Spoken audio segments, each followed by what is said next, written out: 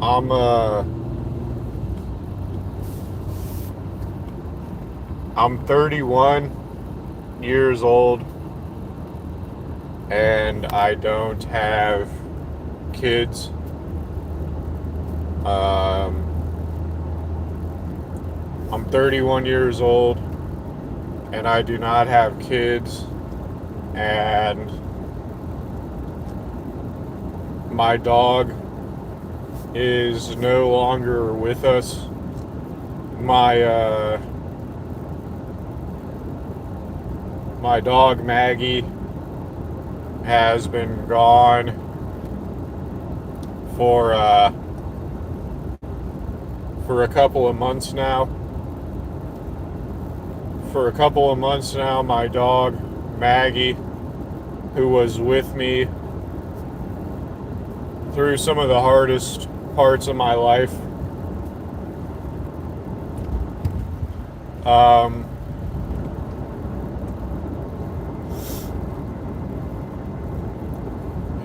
I risked my freedom and safety for my dog Maggie. I risked my freedom and safety for my dog Maggie because my dog Maggie was with me through some of the hardest parts of my life. And my dog Maggie uh,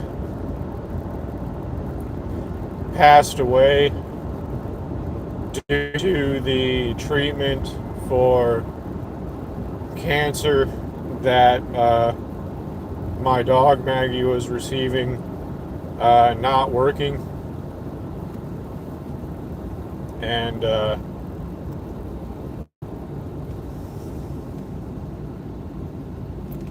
my dog Maggie was with me again through some of the hardest parts of my life. And my dog Maggie lived through unfortunate circumstances before my dog Maggie was adopted uh, by us. And, you know, that was probably the closest thing that I've had, albeit an animal. That is probably the closest thing that I had to a kid, uh, in the sense that, you know, it showed me unconditional love, and it was innocent and all of that. And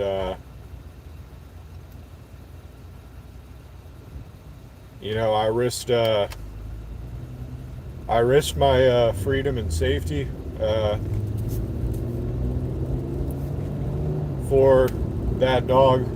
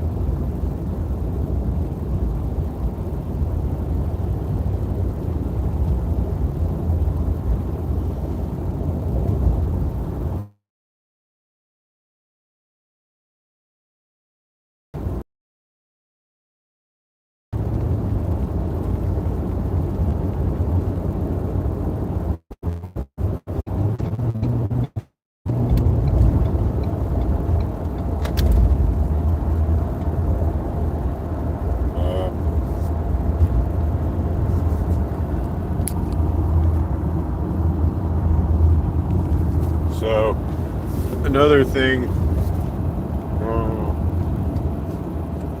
is unfortunate about my current predicament is that even if I had a kid, a lot of my family isn't even around to see, like, not that they're not around, but like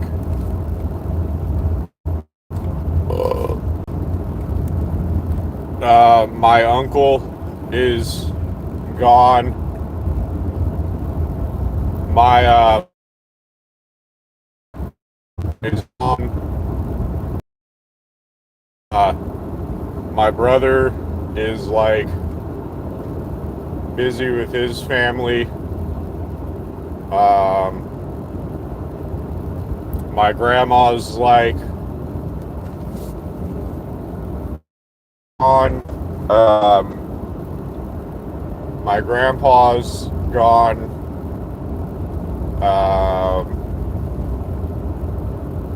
My aunt is kind of busy with her.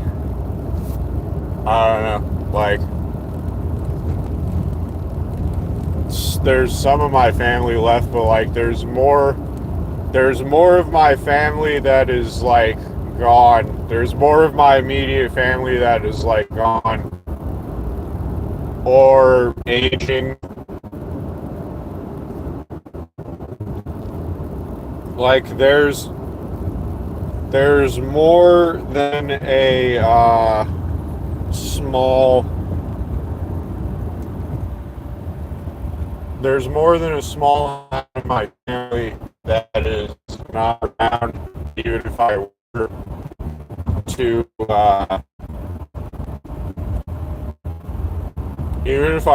have a kid.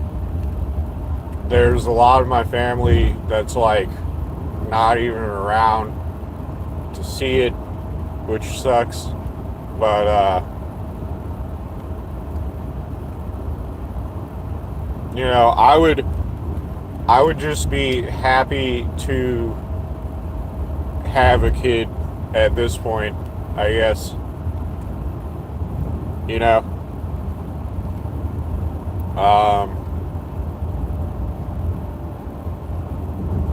I mean, obviously, it's not realistic for me to have more than one kid, but I would realistically want to have more than one kid before I pass away. And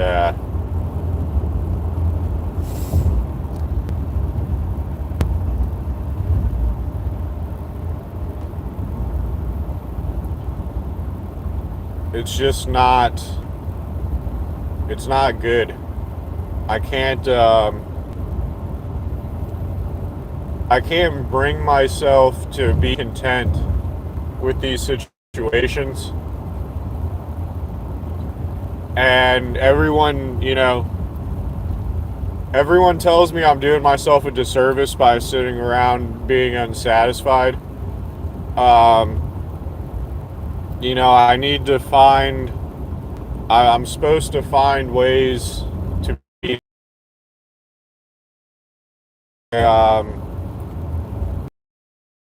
some people, why I am not finding ways to be happy in this situation. But, I don't know. I used to be happy. I used to enjoy life. I used to be happy.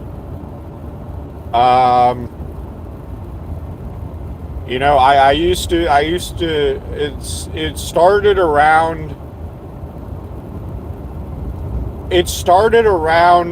when I started job hopping. I stopped being happy when I started job hopping.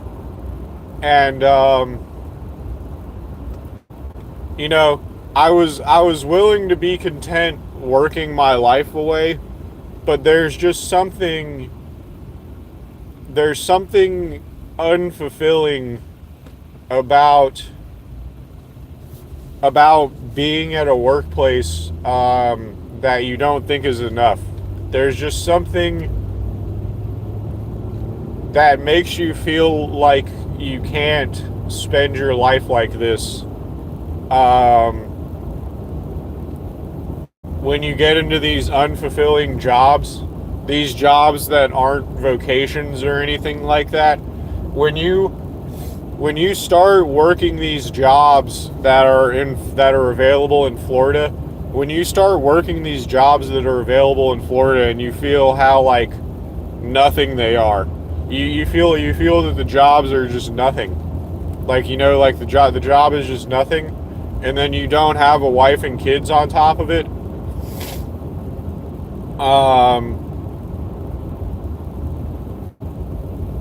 It's just not. It just makes you internally scream that like this. There's no way that this is like life.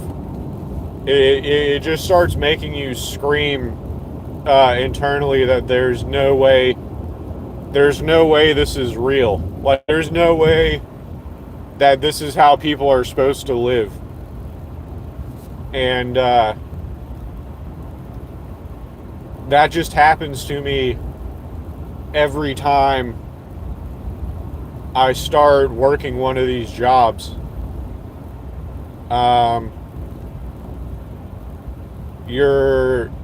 You almost start screaming to yourself that there's no way that a human is supposed to live like this. And yeah, that's kind of.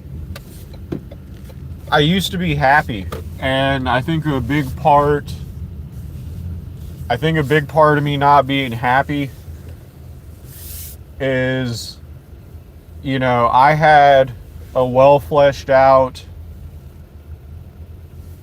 catalog of inside jokes between me and a friend that I had since high school. One of my longest running friendships, or the longest running friendship in my life, probably. You know, I had a long-standing tradition of inside jokes that I would crack all the time. I used to look forward to calling my friend from the wrestling team to continue our years and years long developed series of inside jokes. And, you know, I haven't had that friendship for years, and that's depressing, on top of my dog passing away. But you know, and I can't rekindle this friendship. I've tried. I've tried, and I cannot rekindle one of the longest friendships that I had. And that bothers me. On top of not having a kid. Being the cause of the end of my longest running friendship.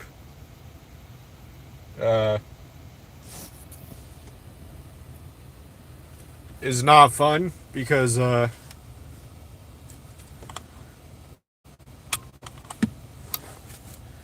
know, I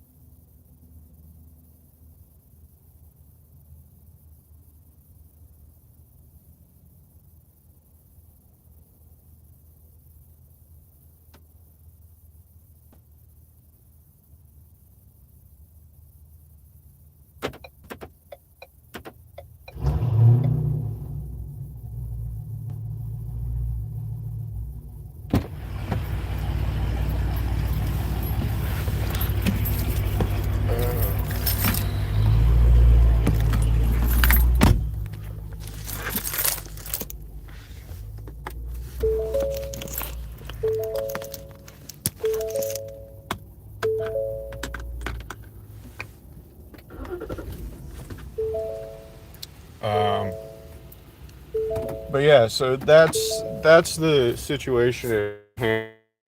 Is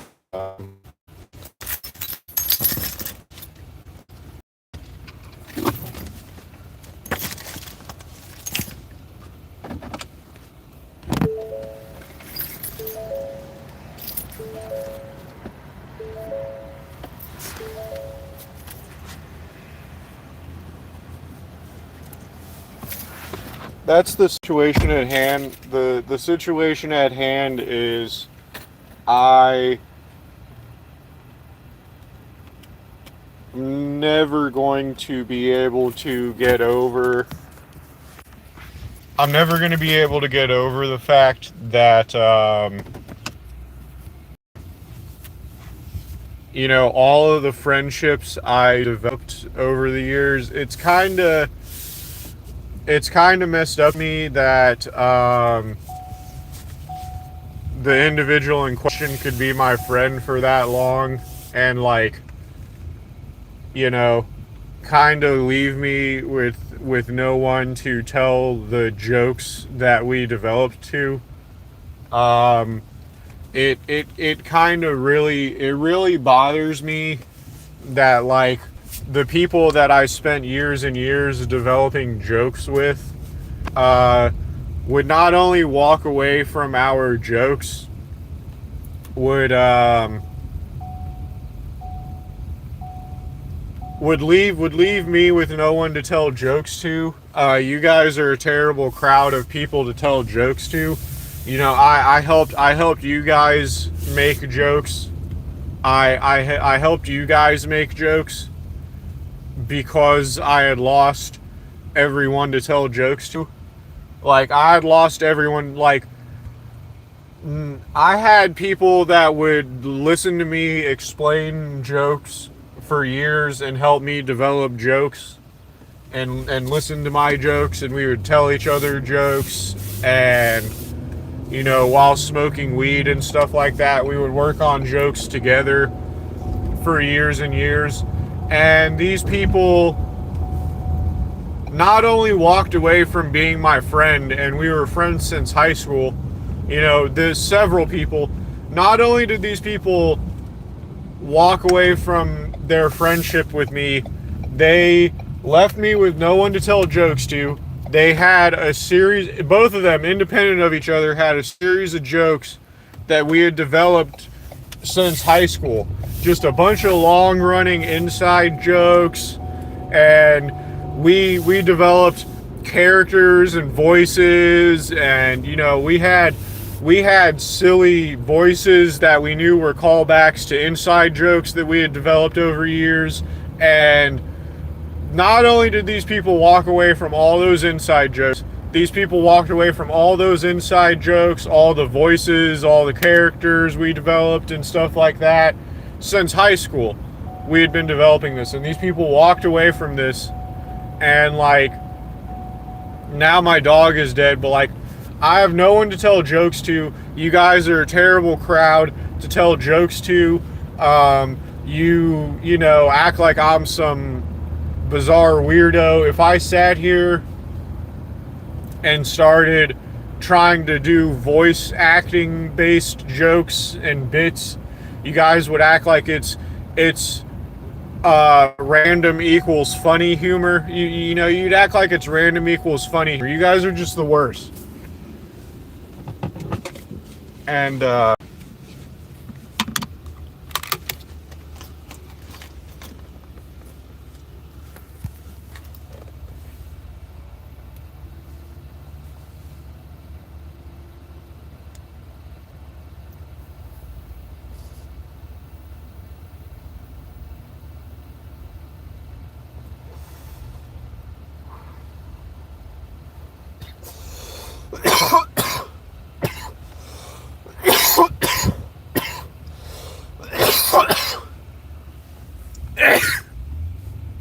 it's like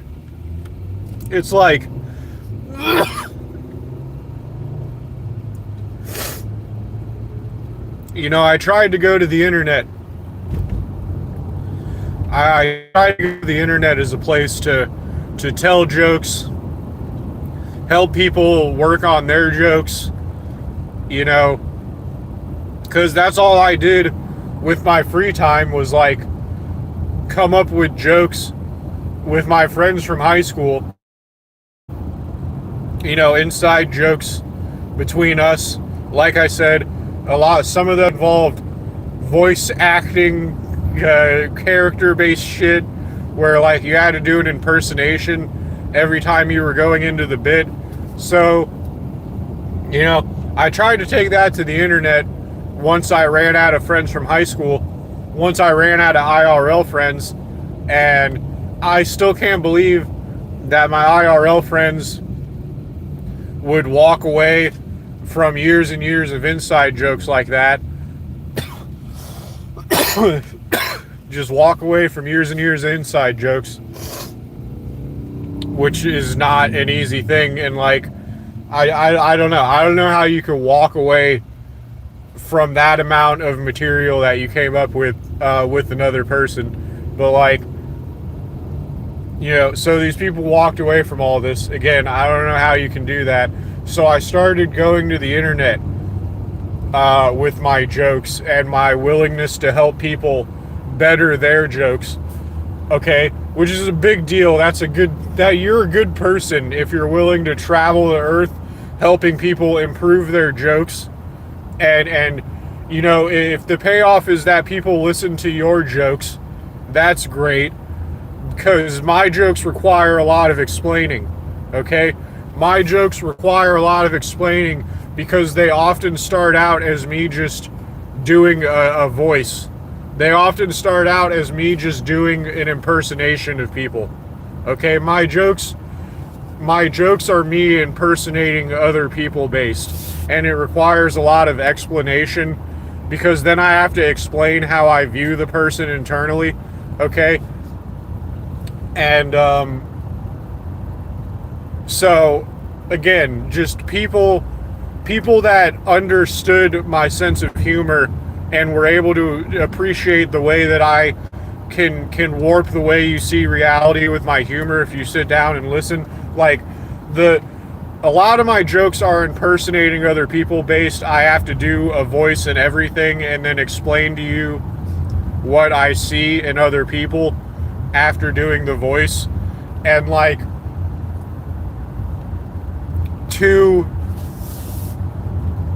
have people that have come to understand your humor over the years and come to see the twisted way that you see the world by understanding your humor, and then to have people walk away from that is soul crushing. On top of not having a wife and kids, it's soul crushing, and you guys just don't understand me as a person, and you've put this entirely false interpretation of who I am as a person on the internet, on top of never sitting down to understand me or to understand that I have this comedic side to me that you've never let me display. And after all of the helping various people on the internet with their jokes that I've done over the years, okay, after all of these attempts to better people's jokes that have just resulted in people treating me in the foul manner because you're just humorless. You're just humorless people. You're humorless people. You people are an insult to the notion of comedy. As someone who has improved people's philosophical views in a small way with my comedy over the years, okay, as a person who is influenced a small amount of people that were willing to sit down and listen to me explain my sense of humor, okay, laughter is healing, okay, laughter is healing. And once I get people to understand my twisted sense of humor with my impersonation-based comedy, I've done a net positive in small ways to the world, by getting them to look at the world warped perspective. And laughter is healing and all of that. And a big influence on my sense of humor.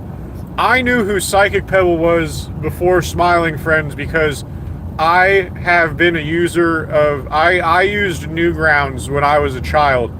I knew Ego Raptor before Game Grumps. Okay, I recognized Ego Raptor as a Newgrounds guy. Okay, I recognized Ego Raptor as a Newgrounds animator, while you guys were recognizing him as the guy from Game Grumps. Okay? And so like I knew about Psychic Pebbles before Smiling Friends because I watched Oni Plays, and it might disgust you that people like that and Comedy Central and shit like that was an influence on my sense of humor, so on and so forth. But the fact of the matter is that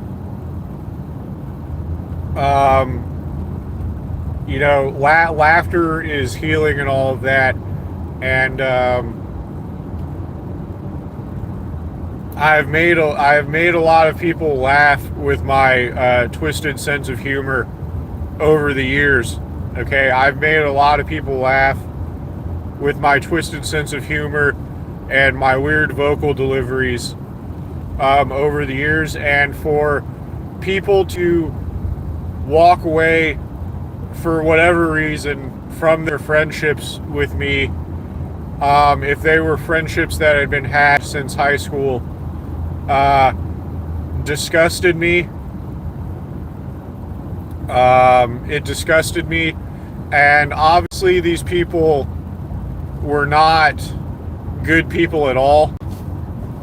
Obviously these people were not good people at all to be willing to walk away from a friendship like that. And then, for me to not be a father, or for me to not have a wife and kids on top of that, after bringing so many people laughs for nothing over the years, even if we're talking about one or two people, again, genuine laughter is a hard thing to come by. Genuine laughter is a hard thing to come by. And what's it called? The number one, this person isn't actually Dallas, and if this person isn't actually Dallas, Dallas is a tremendous pussy. Let me do a Dallas impersonation. Guys, guys, you gotta have thick skin to work here. Guys, this is Dallas. Guys, you gotta have thick skin to work here, but whatever you do, don't talk about my boss, former Judge Sean Hess. She wears the pants around here. No one messed with me in prison. No one messed with me in prison. I'm Dallas. I'm a veteran. We can talk about you here at Jimmy John's, but you better not talk about the owner. You gotta have thick skin to work here. You gotta have thick skin to work here. And by thick skin, I mean I can talk about you, but you can't talk about me or my boss. That's Dallas. I'm Dallas. No one messed with me in prison, but if you mess with me now, I'm gonna call the cops. That's Dallas. That's Dallas. That's Dallas. I'm Dallas. I can talk about you, but you can't talk about me. That's what I call having thick skin. I'm Dallas. Me and my girlfriend can run our mouths about whoever we want. That's what we call you having thick skin. But we don't have to have thick skin, because we'll call the cops if you talk about us the way we talk about you. That's Dallas. That's Dallas. No one messed with me in prison. Call the cops, honey. No one messed with me in prison, but if you mess with me now, I'm gonna call the cops. That's Dallas. That's Dallas. They can run their business however they want. Sean wears the pants around here. That's Dallas. That's Dallas. Sean had zero input in what happened in Jimmy John's when the people that you run your mouth about were running Jimmy John's, Dallas. When the people that you run your mouth about were running Jimmy John's, number one, we ran that shit with less help than you. And Sean's input had zero effect on the day-to-day operations. What job? I make more money than you now. And I work in a legitimate kitchen. Mister, you need to have thick skin to make minimum wage here, buddy. You won't be making minimum wage around here unless you let me run my mouth about you and don't do anything about it. You make sandwiches, you fat bitch, and you hardly do that. You primarily stare at people making minimum wage and judge them when you, don't do anything to better the situation there. Mr. Hey, Dallas is Mr. We do things right around here. And then your owner, Sean, came in and told you to do things different. After you were saying, we do things better around here. We fine-tuned a system that's better than the way things used to be ran around here. And then Sean came in there and told you to do things the way I did them. Sean came right in there with her daughter who taught me to do things the way we did things, and came right in there and told you to do things the way we did things. Sean came right in there after you did that and told you to do things the way I did things. All right, your owner, Sean, who does no wrong. It's her business. She can run her business the way she wants. That's how the military became nothing. That's how the military you work for became nothing, was just following orders. The military you worked for, that's nothing now, that can't win a war, got that way because of people like you who follow orders and let people run their business the way they want to run their business.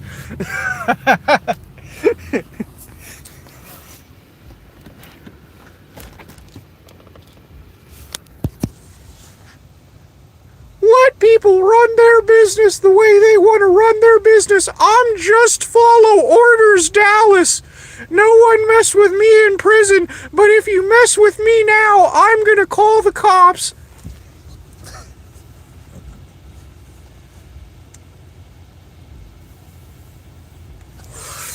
I'm just follow orders, Dallas. We do things better here now, but the second that Sean came in, she told me to do things. So again, let me run that by you. Dallas was running his fat mouth from the second I sat down and had an interview. Dallas was running his fat mouth about how he thinks that Jimmy John's is ran better in his era than it was in my era.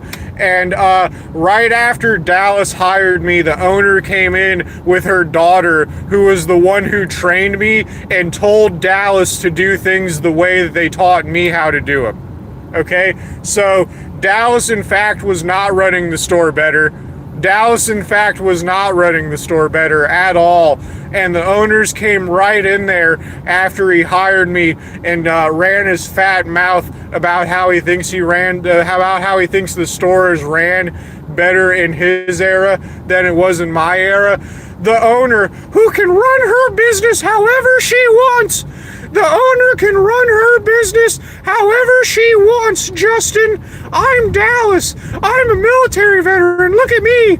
I'm a military veteran. Look at me. I'm Dallas. I'm a military veteran. I run a tight Jimmy John ship.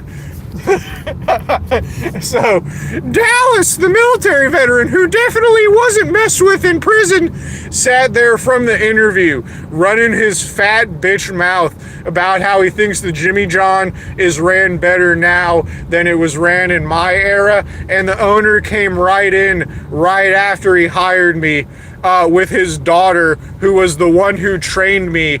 And his daughter told his fat, stupid ass to run the Jimmy Johns the way we were running it because they trained us. And then Dallas sat there and went, I'm not happy about this. I'm not happy that Sean's making me run the Jimmy Johns the way you ran the Jimmy Johns. All right? Dallas sat there with his fat instant coffee drinking bitch tits. Dallas sat there with his fat instant coffee drinking bitch tits after Sean sat there with her daughter, who was the one who trained me in how to run the Jimmy Johns the way we were running the Jimmy Johns. So we were running the Jimmy Johns the exact way the owner, who can run her business however she wants, came in there and told Dallas's bitch tits to run the Jimmy Johns the way I run the Jimmy Johns. And Dallas sat there and went, I'm not happy about this. I'm not happy about this at all. I thought Sean could run her business however she wanted, Dallas. I thought Sean could run her business however she wanted, Dallas.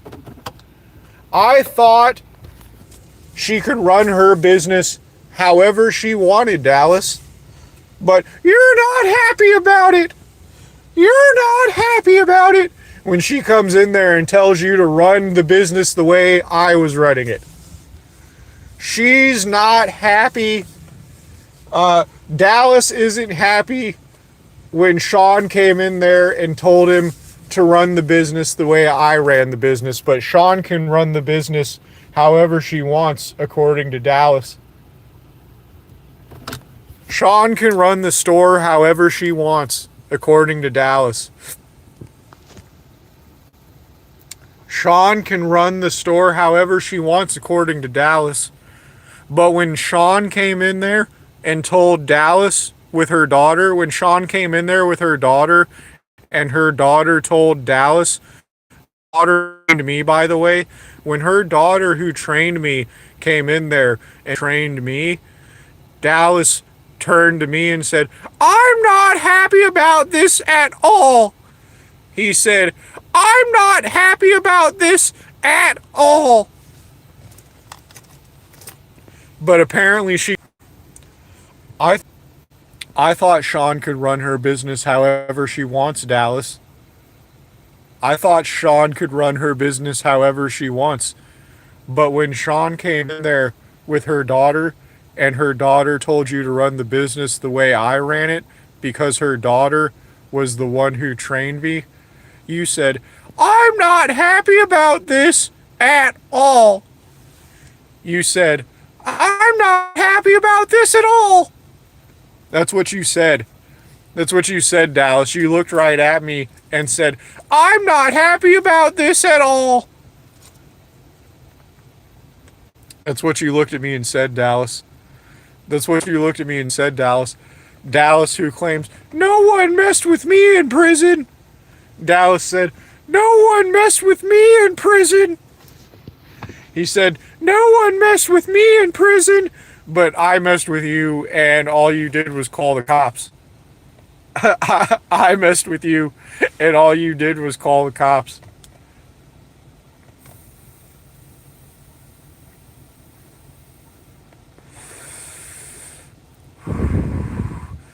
Dallas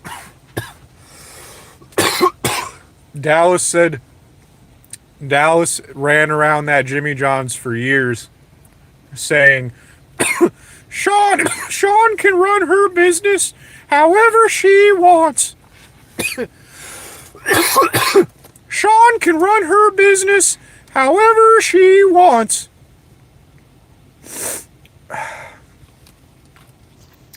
So, we know you're lying, by the way. We know you're lying and that you're not Dallas, because that's not a factual statement. Dallas was the one talking to me in the video. So, you're wrong and you got banned. You're wrong and you got banned. So, you know, be less of an impersonator